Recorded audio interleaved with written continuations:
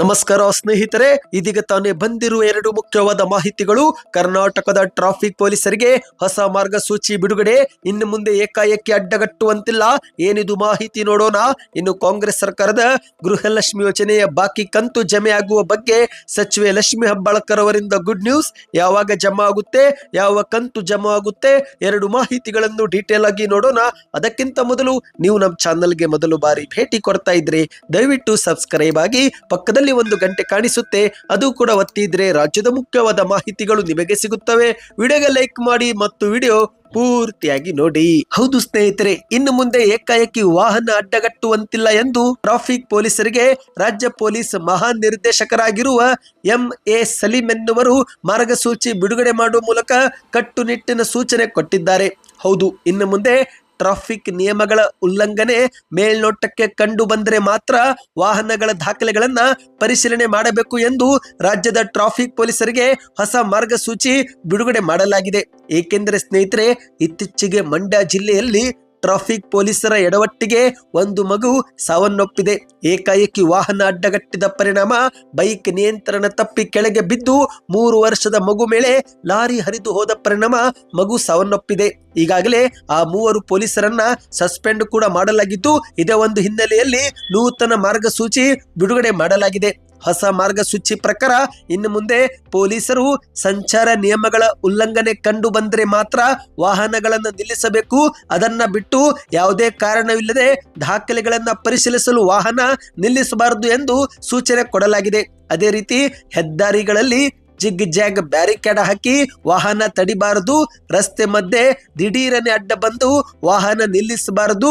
ಮರದ ಹಿಂದುಗಡೆಗೆ, ಗೋಡೆಗಳ ಹಿಂದುಗಡೆಗೆ ಮರಿಯಾಗಿ ನಿಂತು ಏಕಾಏಕಿ ಅಡ್ಡಗಟ್ಟುವಂತಿಲ್ಲ. ಇನ್ನು ಬೈಕ್ ಹಿಂಬದಿ ಕುಳಿತಂತ ಸವಾರರನ್ನ ಹಿಡಿದು ಎಳೆಯುವಂತಿಲ್ಲ. ವಾಹನದ ಕಿಲಿ ಕೈ ತೆಗೆದುಕೊಳ್ಳುವಂತಿಲ್ಲ ಎಂದು ಸೂಚನೆ ಕೊಡಲಾಗಿದೆ. ವೇಗವಾಗಿ ವಾಹನ ಚಲಾಯಿಸಿಕೊಂಡು ಬರುವ ಸವಾರರನ್ನ ಬೆನ್ನಟ್ಟದೆ ಆ ವಾಹನದ ನೋಂದಣಿ ಸಂಖ್ಯೆ ಗುರುತು ಮಾಡಿ ಪ್ರಕರಣ ದಾಖಲಿಸಬೇಕು. ಅದನ್ನ ಬಿಟ್ಟು ಏಕಾಏಕಿ ಅಡ್ಡ ಬಂದು ನಿಲ್ಲಿಸಬಾರದು ಎಂದು ಸೂಚನೆ ಕೊಡಲಾಗಿದೆ. ಇನ್ನು ಅದೇ ರೀತಿ ರಾತ್ರಿ ವೇಳೆ ವಾಹನ ತಪಾಸಣೆ ವೇಳೆ ಪೊಲೀಸರು ಕೂಡ ಸುರಕ್ಷತೆಗಾಗಿ ರಿಫ್ಲೆಕ್ಟಿವ್ ಜಾಕೆಟ್ ಧರಿಸಬೇಕು, ಬಾಡಿ ವಾರ್ನ್ ಕ್ಯಾಮೆರಾ ಧರಿಸಬೇಕು ಮತ್ತು ಕಡ್ಡಾಯವಾಗಿ LED ಲೈಟ್ ಇರುವ ಲಾಠಿಗಳನ್ನ ಬಳಸಬೇಕು ಎಂದು ಸೂಚನೆ ಕೊಡಲಾಗಿದೆ. ಇನ್ನಿದೀಗ ಎರಡನೇ ಮುಖ್ಯವಾದ ಮಾಹಿತಿಗೆ ಹೋಗೋಣ. ಕಾಂಗ್ರೆಸ್ ಸರ್ಕಾರದ ಗೃಹಲಕ್ಷ್ಮಿ ಯೋಜನೆ ಹಣ ಜಮಾವಾಗುವ ಬಗ್ಗೆ ಸಚಿವೆ ಲಕ್ಷ್ಮಿ ಹೆಬ್ಬಾಳ್ಕರ್ ಅವರು ಸಿಹಿ ಸುದ್ದಿ ಕೊಟ್ಟಿದ್ದಾರೆ. ಹೌದು, ಕಳೆದ ಕೆಲವು ತಿಂಗಳಿನಿಂದ ಗೃಹಲಕ್ಷ್ಮಿ ಯೋಜನೆ ಹಣವು ಜಮಾ ಆಗದೇ ಇರುವುದಕ್ಕೆ ರಾಜ್ಯಾದ್ಯಂತ ಮಹಿಳೆಯರು ಆಕ್ರೋಶ ವ್ಯಕ್ತಪಡಿಸುತ್ತಿದ್ದು, ಇದೇ ಒಂದು ಹಿನ್ನೆಲೆಯಲ್ಲಿ ಬೆಂಗಳೂರಲ್ಲಿ ಮಾತನಾಡಿದಂತ ಲಕ್ಷ್ಮಿ ಹೆಬ್ಬಾಳ್ಕರ್ ಅವರು ಶೀಘ್ರವೇ ಫೆಬ್ರವರಿ, ಮಾರ್ಚ್ ಮತ್ತು ಏಪ್ರಿಲ್ ತಿಂಗಳ ಹಣ ಜಮಾ ಆಗುತ್ತೆ. ಈಗಾಗಲೇ 3 ತಿಂಗಳ 6,000 ರೂಪಾಯಿ ಹಣವನ್ನು ಹಲವು ಜಿಲ್ಲೆಗಳಿಗೆ ಬಿಡುಗಡೆ ಮಾಡಿದ್ದೇವೆ. ಇದರಲ್ಲಿ ಕೆಲವು ಜಿಲ್ಲೆಯವರಿಗೆ ಫೆಬ್ರವರಿ ತಿಂಗಳ ಹಣ ಮಾತ್ರ ಬಂದಿದೆ. 2 ತಿಂಗಳ ಕಂತು ಬಾಕಿ ಇದೆ, ಅದು ಕೂಡ ನಾವು ಬಿಡುಗಡೆ ಮಾಡಿದ್ದೇವೆ.